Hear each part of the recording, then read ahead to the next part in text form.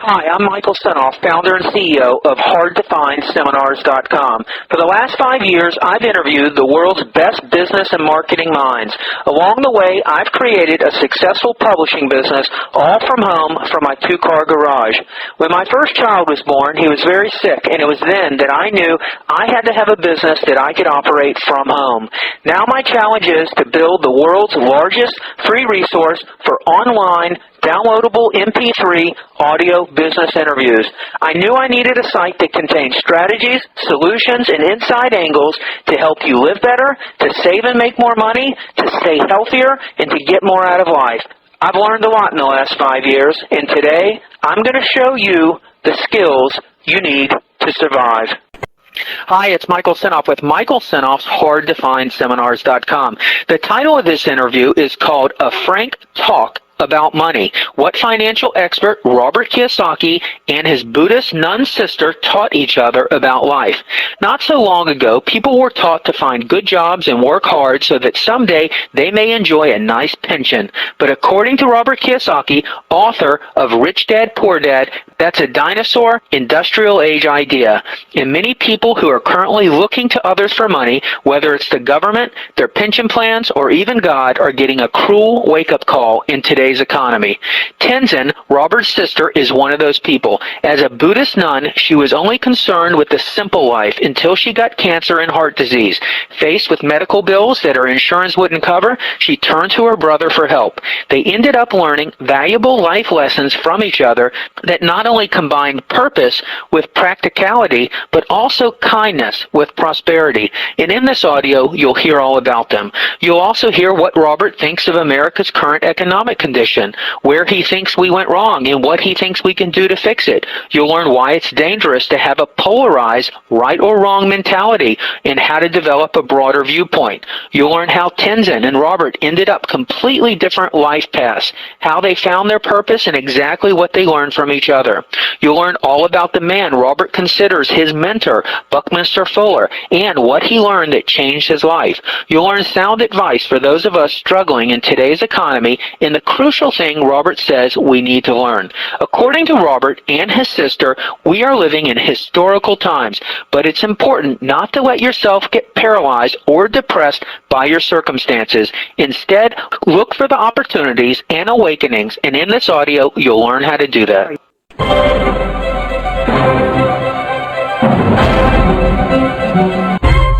Hi, this is Chris Costello, and I've teamed up with Michael Senoff to bring you the world's best wellness-related interviews. Thanks so much, Robert and Tenzin, for joining us today. Now, Robert, I'm interested in what you have to say about the current economic conditions in this country and what your take on that is. Well, I think it's a tragedy that we've mismanaged our economy so horribly.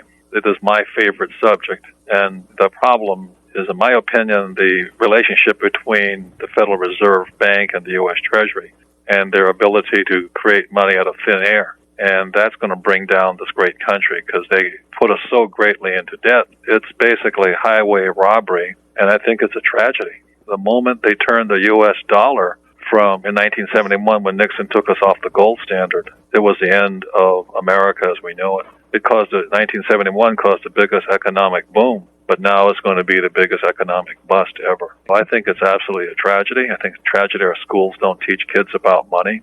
I think it's a tragedy that it has to come to an emergency before we evolve. Auto workers in Detroit, they just can't keep asking for more money and more benefits, but neither can the government workers keep asking for more money and more benefits without producing more, because capitalism is about producing a better product at a better price. So as individuals, we have to keep producing better products at a better price also, or we're obsolete. So I just think that's one of the biggest tragedies of our time right now. This government's going to, last 50 years, is going to wipe out many, many people. Terrible. That's when I made my change with Dr. Fuller back in 1985, is I'm going to start teaching what my rich dad taught me about money. Sometimes your own family won't listen to you.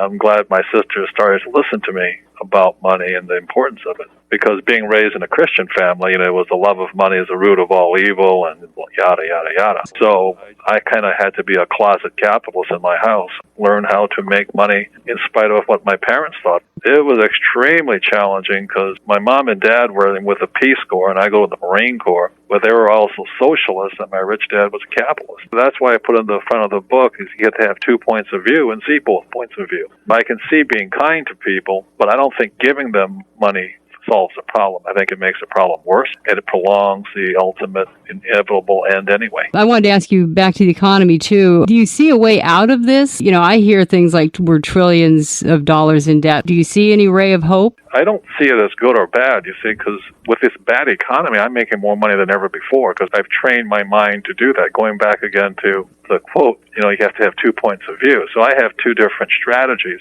In a bad economy, I'm playing the markets one way, and good economy, I play another way. So I'm always making money, but that's what I was trained to do. So I don't really see it as bad. Unfortunately, it's going to wipe people who are not prepared out.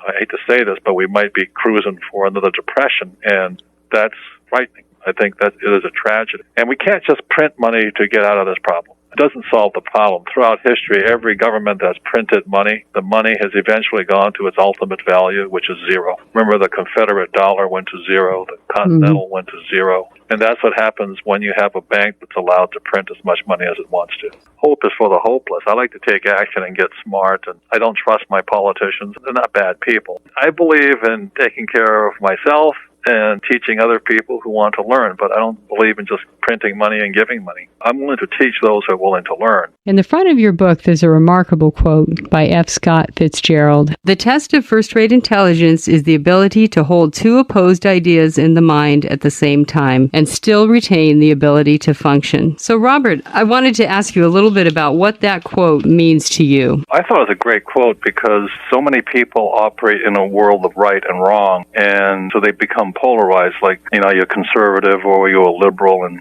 if you're one or the other, you can't be both. And I just think that this idea of right and wrong is kind of a damaging idea. One of my teachers, Buckminster Fuller, says we were given a right foot and a left foot, not a right foot and a wrong foot. And so the point is that there's always 2 points of view out there, and we need to increase our ability to, should we say, allow another point of view, then we have a better chance for peace. Tenzin, what is your interpretation of that quote? I think that it's a quote really helping us to expand and broaden our view and our attitudes at life, because we live in a global community now and we can't really remain isolated. Even in some of the smaller towns, there are people from other countries living with us now.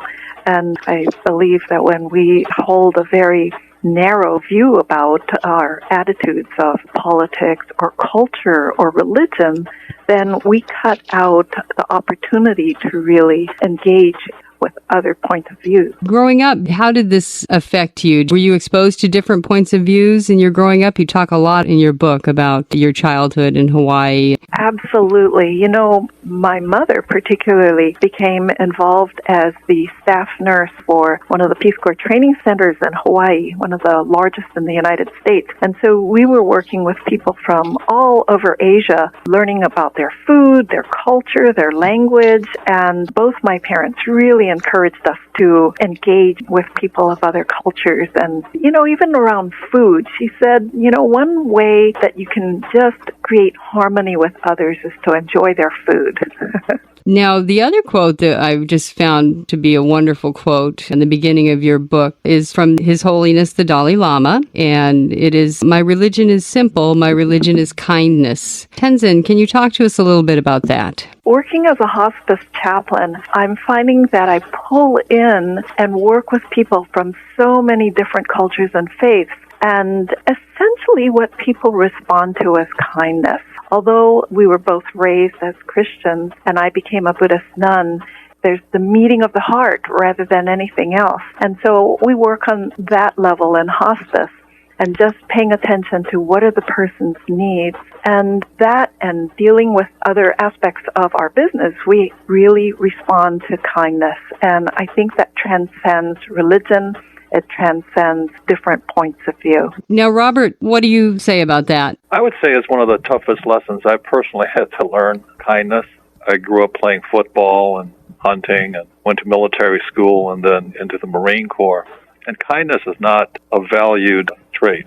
So as I grow older, I'm finding that it's something I definitely need to put focus on, thought and practice, and kindness actually comes from the heart, so it's really starts from inside of me. It's been quite a magical journey for me to learn to be kinder in my dealing with other people, and I would say that's one of the biggest benefits for me personally.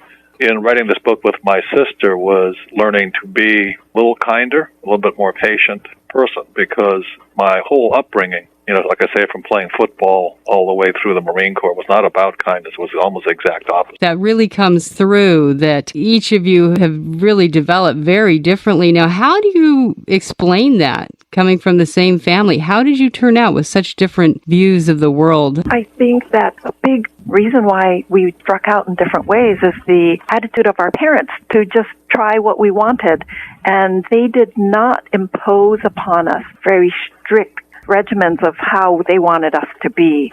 And so we took full advantage of that and really struck out on our own. I don't know why I'm internally a violent person. I don't mean I'm physically violent, but I don't do the normal nerve endings most people do, which was very good for me as a pilot in Vietnam, because when most people are afraid, I'm actually quite excited about things. Even today, I go big game hunting and all this, and the more dangerous something is, the happier I am. And possibly that's what makes me an entrepreneur, because I thrive on the adrenaline of excitement and danger, and I just cannot stand boredom on the other side of it. So I've really had to, in writing this book, make a tremendous change of heart, especially as I get older, because I couldn't just keep up my normal ways. I just grew up that way. I don't know why, because my parents were not that way. Why am I a person who loves guns? I have no idea. Why do I like to go hunting? I don't know. It doesn't make sense to me. Why does somebody love golf? That doesn't make sense to me either.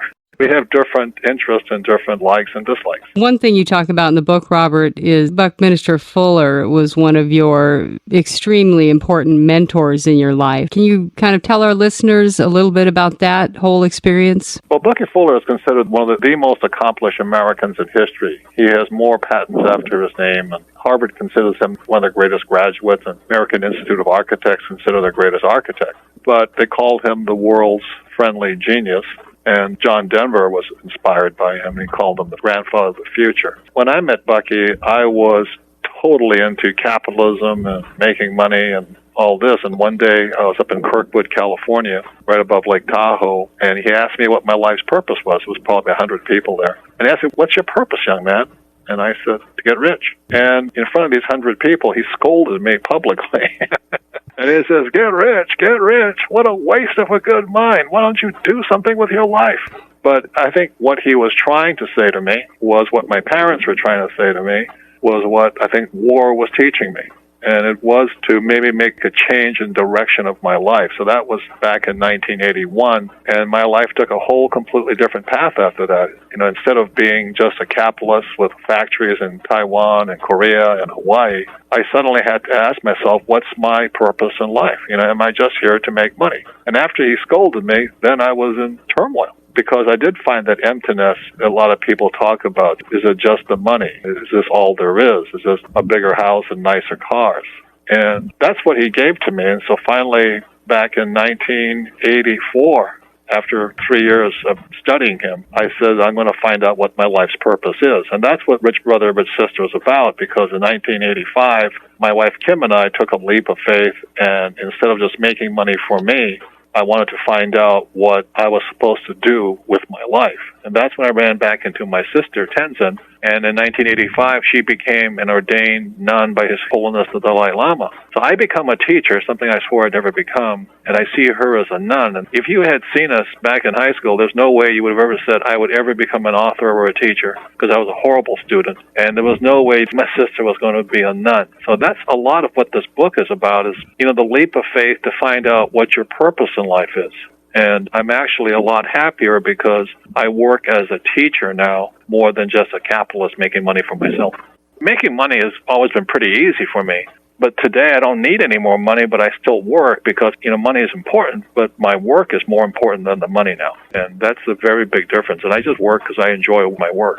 Well, I can tell my side on how the book came about for me, too. I had been living a very simple life, studying as a monastic, praying, meditating, really plumbing the depths of our inner riches, and I was ignoring the basic needs of my physical life and really thinking that if I lived my life well, then everything would be fine. So I just was broadsided when I was diagnosed with cancer and later with heart disease, particularly with heart disease, because my insurance didn't want to cover most of my bill. So my out-of-pocket expenses were huge. And this is one reason why Robert and I began looking at this condition, because it doesn't affect just myself, but really looking at the baby boomers who are aging and we're getting older, life's getting on, and our health bills are only going to increase. So even though I was living this wonderful life, I got hit with mortality issues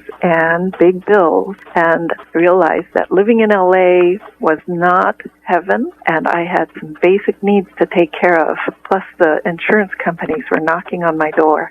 So this was a big wake-up call for me. For more interviews on health, mind, body, and spirit, go to Michael Senoff's hardtofindseminars.com.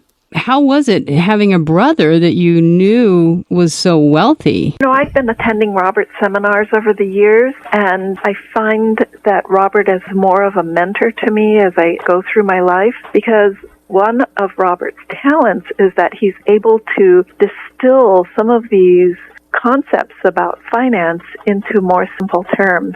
And for Robert to teach me, he has to keep distilling it down to very elementary monopoly kind of issues so that I can grasp what he's talking about, because I was really ignoring the financial aspect of my life. So reaching out to Robert, he was really helping me stretch my understanding, because I was one of these people who was really waiting, for my center or living a good life as a monastic, that would take care of me, or these people who expect that the government's going to pay their retirement later on. So, when I became a nun, I didn't sign up for a pension plan as a monastic. And somehow I was just ignoring the side of taking care of the financial needs. So I'm learning a lot from Robert. And in this way, we came up with this idea of the book so that it could help balance this polarized view. If you don't pay attention to one side of the balance sheet, it's going to go out of balance. I'd always been struggling as a single parent, and it was really Robert who came up with the idea of, why don't we write this book? Because it'll be an interesting way for myself to make some passive income, but to share our story and to perhaps and hopefully help others with their own dilemma. And so that's how Rich Brother, Rich Sister came to be? What was happening was I was writing checks, and I bought her a home and all this, but it goes against my total belief. I don't believe in giving people money. From Sunday school, is you teach a man to fish, you feed him for life, but you give him a fish, you feed him for a day. So to sit here and just write checks, I said, look, I'd be willing to share with you what I know, because my sister has a very valuable gift to give and a very powerful message, being a Western Buddhist nun. So I said, I will teach you what I know, but you've got to play the rules of my game, capital. And that was how we came up with this, because I said, I'm not going to sit here and just keep writing checks. I'm not God or I'm not the government. It was against everything I believe. So I teach people to fish, and that's what I'm doing with my sister.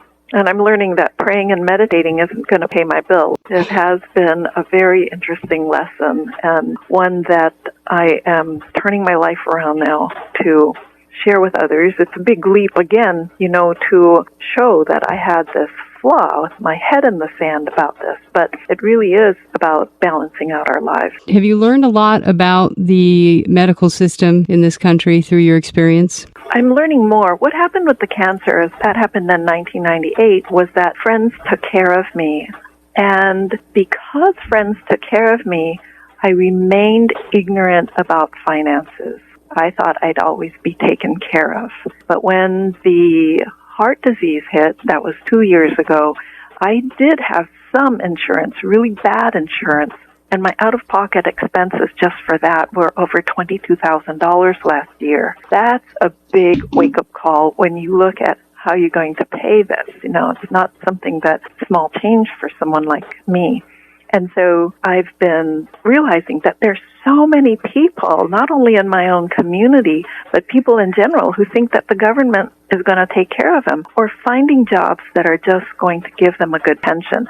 And what's happening with our economy today is that it may not be able to follow through and take care of a padded life for the rest of your life. I don't need the insurance. I have insurance. But what I spend my money on is health. There's an old Irish proverb that goes, if I knew where I was going to die, I wouldn't go there. And I suspect I'm going to die in a hospital. So every time I go past one, I drive really quickly. So I spend a lot of money on health, gyms. I go to naturopaths, acupuncturists, anybody else who's almost the alternative to medicine. Because I think by the time you need medicine, it's too late. That's my belief. So I have the money to pay for the best, should I say, natural health care or preventative health care. I carry vitamins around, and like I said, I go see my acupuncturist, and I go to hyperbaric chambers. Those things cost money. But I'd rather protect my health than let the doctors take care of me. The purpose of this book is to kind of answer that question is, what am I here on earth to do? Am I living the life I was born to lead? And what's my purpose in life? That same question that Bucky Fuller asked me back in 1981, what's your purpose on earth? And I think that's a very important question because it puts meaning into life other than just, eating, drinking, and sucking air down, is what can we give back to the planet? And that was a question that Fuller asked me back in 81, and it took me a long time to figure it out. I said, I know how to make money. That's what I know. Not too many people know that well. So I just started to give what I was given, and that's when my life turned around. And the same as my sister, to take the leap of faith in 1985 and to go from what I call an ordinary private citizen to all of a sudden this nun with a shaved head and robes and all this, that is a leap of faith. So the book is about really seeking your purpose in life. And I think that once you find that, that's the spirit coming out. Like, I would not be well known if I had just used my gift to make money for me. But the moment I started to teach others, you teach people to fish. I think that's why my book, Rich Dad, Poor Dad, became an international bestseller and things like this, because I was simply giving my gift. And my sister is simply sharing her gift, which is her knowledge of the Buddhist philosophy. That's why we get together, is to give more. And that's what I think life's about. And I think there's just too much greed in the world today. I think that's why we have problems. We got together with this book here so I can support my sister, giving her gift also. She works in a hospice and she worked with dying one-on-one, but I said your gift has to be given to the world. And the more you leverage your gift, then the universe, give and you shall receive. Yes, and Robert's taught me a lot about if I only think on this small level, then it's true, I can only help one person individually. And in expanding my gift, I can share so much more of all that I've been learning. And this way, too, it's really about balancing our lives and looking at personal balance sheets in our life. I'm having to expand my thinking, and this is what we need to get, is expand our thinking and see how in this difficult economy, what we put into our mind and our thoughts can raise us or depress us. Because the mind is so powerful, we have to check our thinking and we have to really look at balancing this out. Because if we don't pay attention to one side, it's going to knock us over. And how did you come to find your gifts, Tenzin? Well, I just kept checking and looking at what I wanted in life and what I wanted to study, and I became very excited with the Buddhist teachings. And now that I've been a monastic for almost 24 years and been called upon to teach more and more, I can't just hide in that. I can't hide in not teaching. So it's been a real stretch and putting myself out there, learning a lot, working as the chaplain at the Air Force Academy when I was in Colorado. It was very odd to be a Buddhist monk defense contractor. Now, it's very congruent for me working in hospice because I'm learning at the same time as deepening my own practice. But writing the book has stretched me beyond just helping a few individuals into understanding the financial world and where I was imbalanced, to get my head out of the sand and to infuse more meaning into my life. And what do you hope that people get from Rich Brother, Rich Sister? I hope that they, too, can look at taking stock of their life now, noticing because we become very passive and reticent in our lives, and to see that they are challenging themselves today and always, looking to see, because even though I became a nun and I took my leap of faith some time ago, it's something that you need to keep checking in on, because I can still be lacking intensity or life, being a couch potato in my own life and just accepting it as it is. So, it's really challenging myself to look at meaning continually.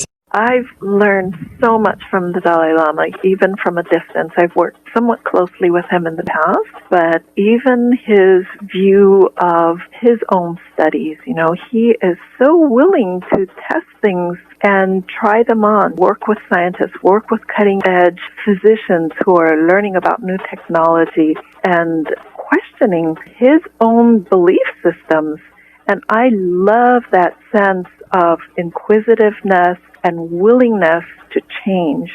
And as he does that, then he gets more confirmation on what does work for him, and he's willing to throw out other things. Regarding women, because Buddhism and Buddhist monasticism can be very patriarchal in its way too, and he says women need to take every opportunity they can, and don't let others hold them back. This is your opportunity.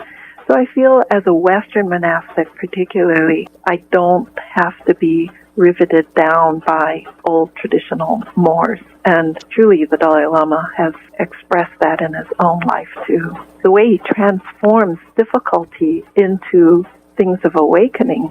He says that losing his country, living in exile, has made him a true person, rather than sitting on a throne somewhere in a dusty palace. Really changed his life when he got thrown out into the world. So the difficulty was a gift. You're listening to an interview on Michael Senoff's hardtofindseminars.com. Yeah, transforming difficulties and putting them into practice. So how do you take it to your advantage? Lots of people out there now that are struggling with their health, they're struggling with their financial challenges. What can you offer them? One thing that the Dalai Lama says, which I think is really beautiful, is that in order to develop compassion for others, you have to have compassion for yourself. You must start there.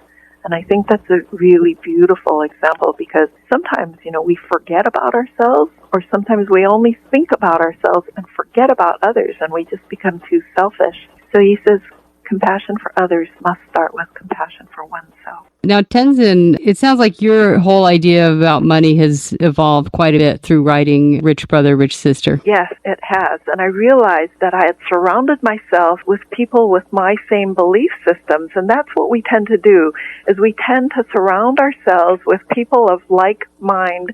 And I felt that I was doing fine, but when I interviewed or just asked some of the monastics around me, now not just Buddhist, but also Catholic and other monastic or other renunciates, they feel that somehow they'll be taken care of.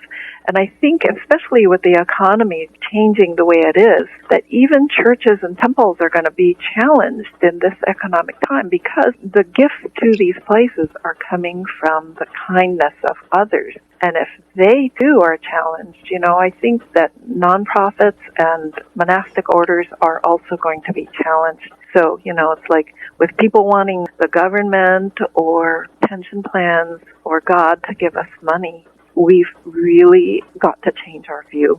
And so it's a wake-up call, but it's also a slow process, because I've been habituated to think a certain way. So it's really wonderful to change who I hang out with.